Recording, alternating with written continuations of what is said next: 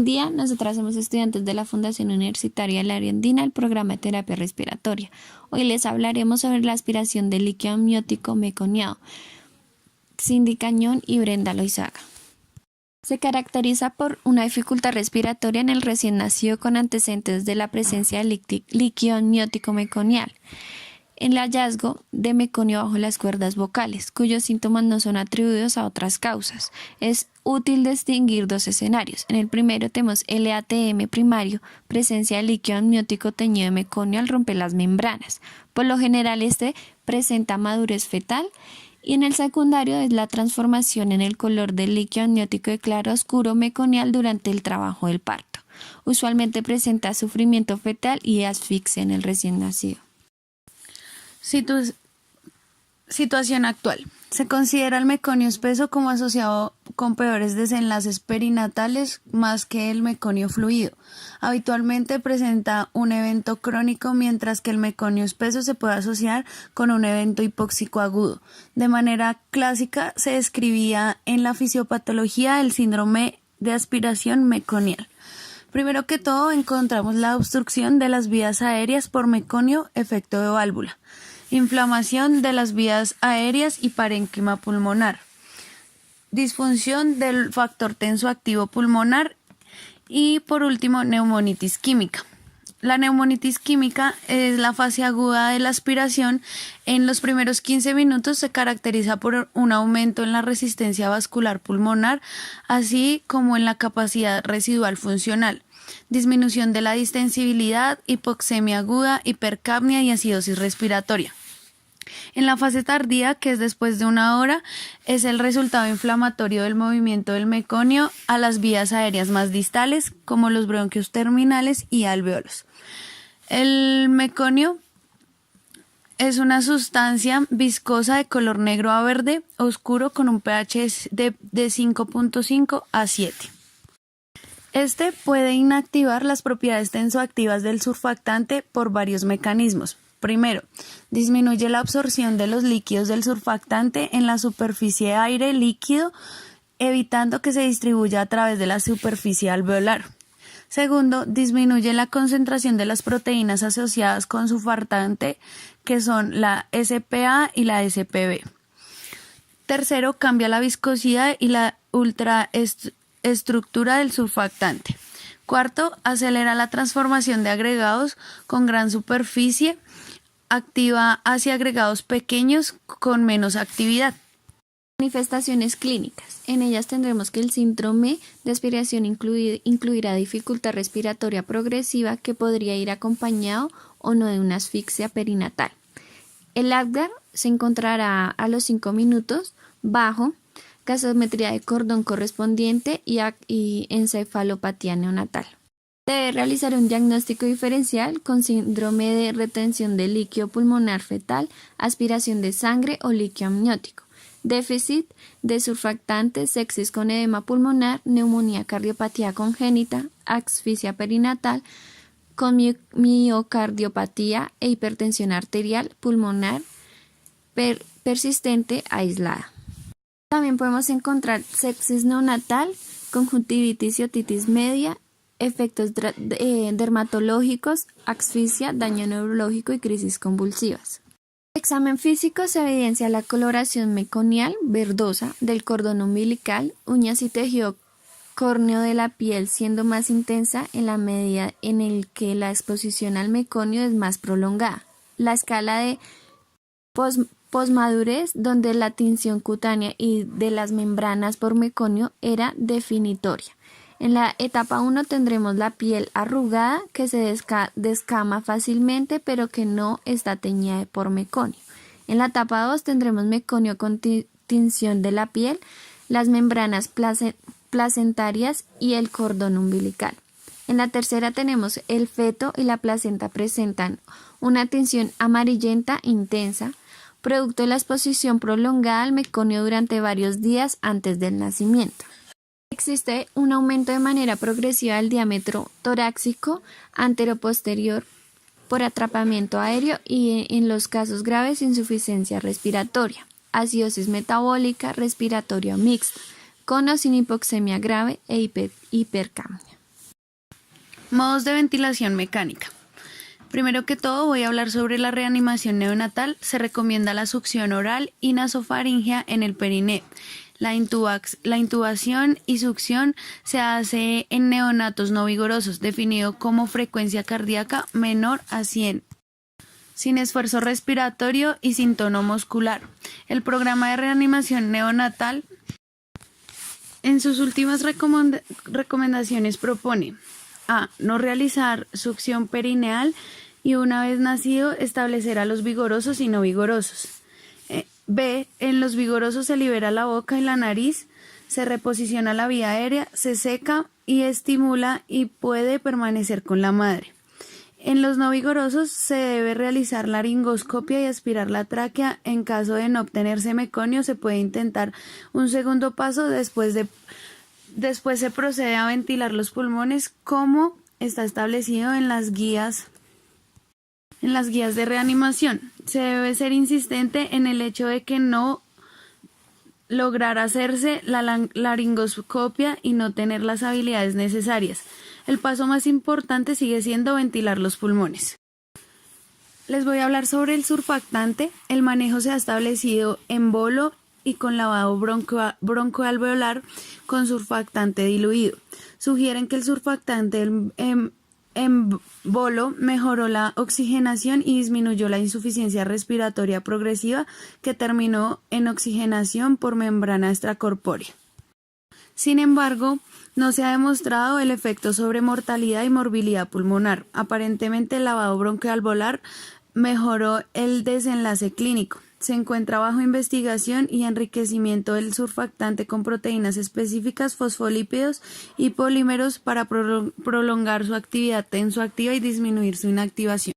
Objetivos de la ventilación mecánica, fisiológicos y clínicos. Primero que todo es mantener un adecuado intercambio gaseoso, obtener un mínimo trabajo respiratorio y fatiga muscular, reclutar alveolos.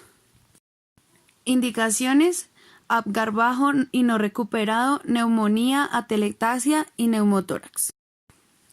En recién nacidos con estas indicaciones es recomendado empezar a asegurar su vía aérea y de seguido ser ventilado en un modo control presión, para así manejar como tal su trabajo respiratorio y asegurar un total reclutamiento alveolar, corregir la patología y comorbilidad y así de esta manera ir manejando adecuadamente su ventilación. CPAP y ventilación mecánica se debe tratar de romper el círculo vicioso de atrapamiento aéreo, alteración en la ventilación perfusión, hipoxemia y cortocircuito de derecha a izquierda, acidosis y aumento de la resistencia vascular pulmonar en la clasificación teórica de los problemas respiratorios. El síndrome de aspiración meconial se considera una enfermedad obstructiva, sin embargo, en realidad se considera tanto obstructiva como atelectasia. Se puede iniciar el manejo con CPAP, no obstante se debe cuidar no utilizar valores altos y tener un objetivo claro en cuanto a fracción inspirada de oxígeno para rápidamente, en caso necesario, tomar la decisión de iniciar ventilación mecánica. Para los problemas obstructivos y el fenómeno de la válvula se tendrá en la dinámica pulmonar, aumento del volumen pulmonar, la resistencia a la vía aérea y por lo tanto la constante de tiempo, por lo que se debe evitar la sobredistensión pulmonar. Tener tiempos expiratorios adecuados y evitar retención de dióxido de carbono. Si se aplanan los diafragmas en la placa de tórax y hay datos sobre distensión, se ha surgido aumentar el tiempo expiratorio entre 0.7 a 0.9 segundos, lo que permite por lo menos un tiempo inspiratorio de 0.25, disminuir la presión positiva al final de la inspiración de 3 a 4 centímetros de agua, bajando la frecuencia respiratoria 30 o menos para el daño parenquimatoso, en el cual va a estar afectada la distensibilidad y va a existir un desequilibrio entre la ventilación y la perfusión. Se debe ajustar el CPAP o la PEP y se deben evitar presiones de inflamación altas. En el caso de la déficit de surfactante, en el cual va a disminuir la distensibilidad con hipoxemia y alteraciones en la ventilación perfusión. Se deben llevar a cabo además de la reposición de surfactante, maniobras de reclutamiento con mucho cuidado, de evitar la sobredistensión y tener fugas aéreas. Ventilación de alta frecuencia. Se debe tener listo el equipo y tener objetivos claros para considerar su uso.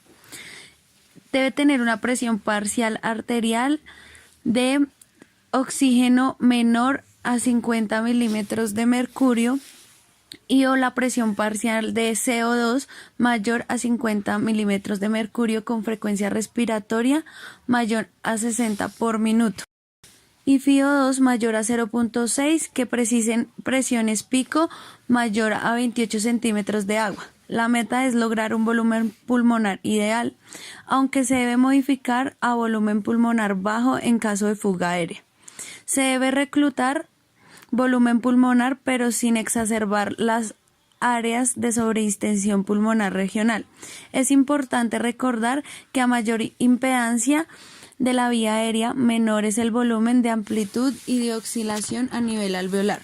Sin embargo, siempre se debe dar al paciente la mayor frecuencia respiratoria que tolere, ya que a mayor frecuencia, mayor filtración de la amplitud de la oscilación, menor volumen corriente a nivel alveolar, por lo tanto menor varovolutrauma, se usa un volumen corriente o amplitud de la señal de presión de 5 a 7 mililitros por kilogramo de peso. Se va ajustando gradualmente con base en el movimiento del tórax y a la gasometría.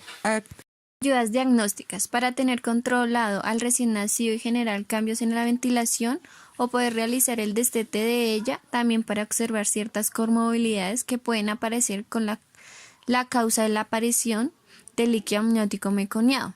Tenemos la radiografía de tórax, gasimetría, pruebas de sangre como cuadro hemático, cultivos de gérmenes comunes entre otros, PCR. En las complicaciones tendremos fuga aérea, un neumotórax, neumomediastino, enfisema intersticial, hipertensión arterial pulmonar persistente, síndrome de dificultad respiratoria aguda, hemorragia pulmonar, displasia broncopulmonar, frecuentes neumonías.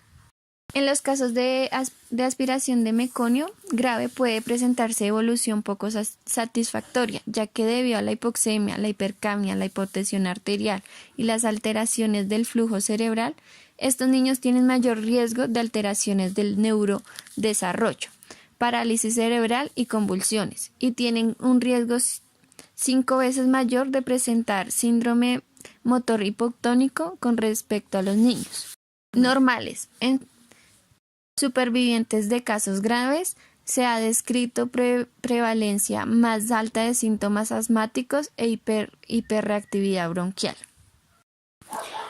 Bueno, en conclusión, en este texto se logra evidenciar como tal el cuadro clínico del recién nacido con dicha afectación, y lo que se quiere lograr con este es que cada uno obtenga como base de trabajo y apoyo para así poder manejar de manera precisa y exacta al recién nacido con su afectación, brindándole un mejor bienestar como terapeuta respiratorio desde la adaptación neonatal hasta un manejo como profesional de la salud. La aspiración de líquido amniótico con meconio ocurre de manera global casi en el 13% de todos los nacimientos, pero solo 5 a 10% desarrollan la aspiración de líquido amniótico meconiado. De especial importancia clínica el LATAM secundario, que corresponde a la transformación en el color del líquido amniótico de claro a meconial durante el trabajo de parto. En general representa un sufrimiento fetal. Las guías actuales de reanimación recomiendan la succión de la tráquea en los neonatos no vigorosos. Sin embargo, resaltan que en caso de no lograrse el procedimiento, lo más importante es ventilar sus pulmones. La fisiopatología se resume en obstrucción de las vías aéreas por meconio, inflamación de las vías aéreas, como es el parénquima pulmonar, disfunción del factor tensoactivo pulmonar y neumonitis química. El manejo consiste en tratar y evitar la hipertensión arterial pulmonar, evitar la sobreventilación de los pulmones, al impedir la sobredistensión y la fuga aérea. Gracias, esperamos que sea de gran utilidad para ustedes.